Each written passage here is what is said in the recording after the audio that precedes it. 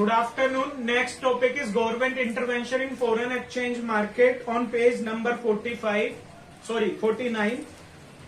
Government through central bank may intervene in foreign exchange market to control or manage the value of home currency in forex market. Forex means foreign exchange market. Each country has central bank. Like in USA, central bank is federal reserve system और the Fed, उसका short form हम बोलते हैं the Fed. मैं US point of view से इसलिए भी बात कर रहा हूं because reading US point of view से दी हुई है. Each central bank is required to perform a predetermined specific functions. First, printing money. Second, maintain adequate amount of money supply in the market to promote growth with moderate inflation. Inflation moderate रहना चाहिए, high नहीं. ठीक है. And third, to control or manage the value of home currency in forex market. Central bank may intervene in foreign exchange market due to various reasons. First, यही control or manage the value of home currency in forex market to promote international trade and investment. अगर ज्यादा fluctuation होगा तो वो investment and trade दोनों को affect करेगा.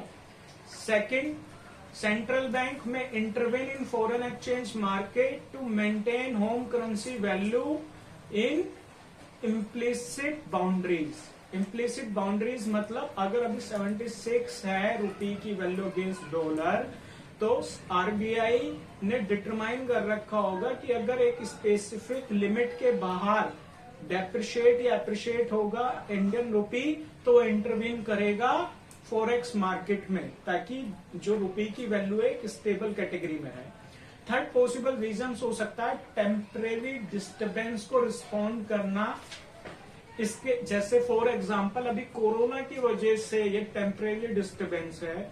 अब जो न्यूज आई या कोरोना की वजह से क्या है, टेम्परेरी रुपये की वैल्यू डेप्रिशिएट हो गई है, तो उसको कंट्रोल करने के लिए, मैनेज करने के लिए सेंट्रल बैंक या आरबीआई में इंटरवीन इन फॉरेक्स मार्केट.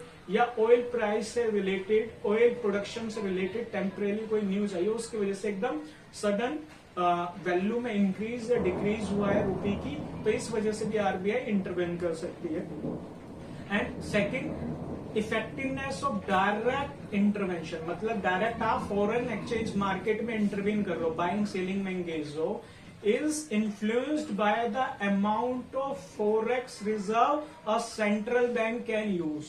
इसका क्या मतलब है, अगर आपके पास एडुकेट या सब्सटेंशियल अमाउंट रिजर्व नहीं है तो आप फॉरेक्स मार्केट में जो आपका एक्शन होगा डायरेक्ट इंटरवेंशन का, वो इनइफेक्टिव हो जाएगा.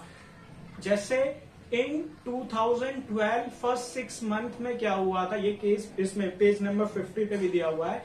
फर्स्ट 6 मंथ 2012 क्या हुआ था, रुपी 20% डेप्रिशिएट हुआ था against US dollar. Central bank of India ने ट्राई किया था डेप्रिशिएशन को कंट्रोल करने के लिए, मैनेज करने के लिए, पर due to insufficient foreign reserve, forex reserve, RBI का जो एक्शन था वो इनइफेक्टिव रहा. बट अगर यही केस चाइना के साथ हुआ था 2015 में, तो चाइना के पास बहुत सारा रिजर्व है फॉरेन करेंसी का, तो अगर वो फॉरेक्स मार्केट में इंटरवीन करेगा तो वो डेफिनेटली अफेक्ट कर सकता है फॉरेन एक्सचेंज रेट को.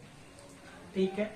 नेक्स्ट जो पॉइंट है इसी टॉपिक का, डायरेक्ट इंटरवेंशन का, on page number 50, frequency of intervention reduce हुआ है बिकॉज वॉल्यूम ऑफ ट्रांजेक्शन जैसे जैसे इंक्रीज होती रहेंगी, फ्रीक्वेंसी ऑफ इंटरवेंशन रिड्यूस होगा. फॉर एग्जाम्पल 1990 में फ्रीक्वेंसी जो थी डायरेक्ट इंटरवेंशन की सेंट्रल बैंक इन फॉरेक्स मार्केट में, वो अप्रोक्स 100 थी इन अ ईयर. एक साल में 100 टाइम्स सेंट्रल बैंक इंटरवीन करता था, और वो अब 10 से 20 के बीच में, just because of volume of transactions. Volume of transaction अब इतना ज्यादा है कि अगर एक सिंगल सेंट्रल बैंक इंटरवीन करेगा फॉरेक्स मार्केट में तो वो इतना इफेक्टिव नहीं होगा. सेकेंड पॉइंट इस पे दिया कोऑर्डिनेटेड इंटरवेंशन.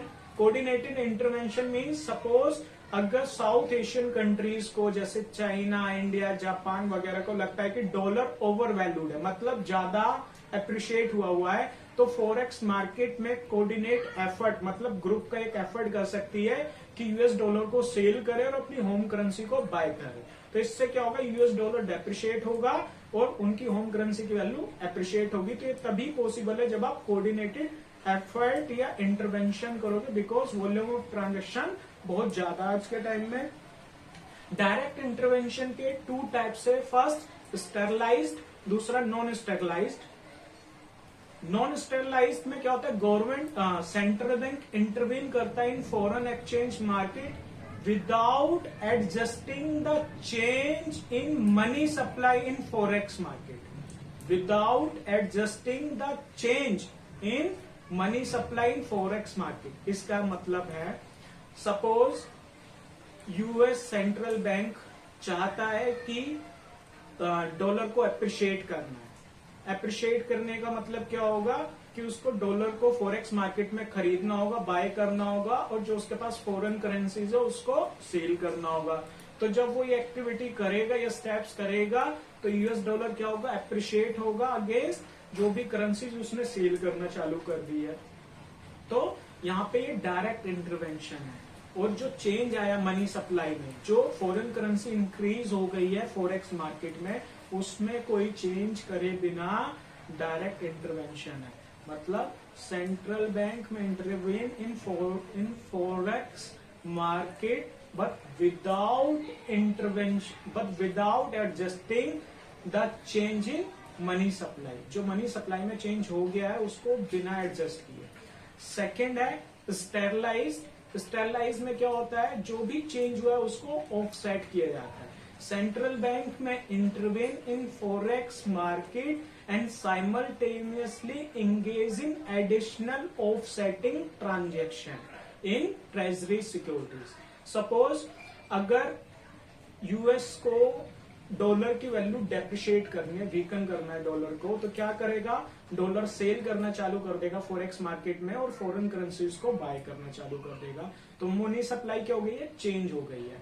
तो नॉन स्टेरलाइज्ड होता तो क्या होता, यहाँ पे डायरेक्ट इंटरवेंशन खत्म हो गया। पर स्टेरलाइज्ड में क्या होता है, जो additional money supply forex market में डॉलर की इंक्रीज हुई है उसको ऑफसेट करेगा बाय इशूइंग ट्रेजरी सिक्योरिटीज। तो जितना additional amount of dollar market में आया है फॉरेक्स मार्केट में, उसको ऑफसेट करेगा ट्रेजरी सिक्योरिटी इश्यू करके डॉलर डिनोमिनेटेड। तो उससे क्या होगा, जो एडिशनल डॉलर आया है मार्केट में वो ऑफसेट हो जाएगा और डॉलर वीक भी हो जाएगा। ये था डायरेक्ट इंटरवेंशन।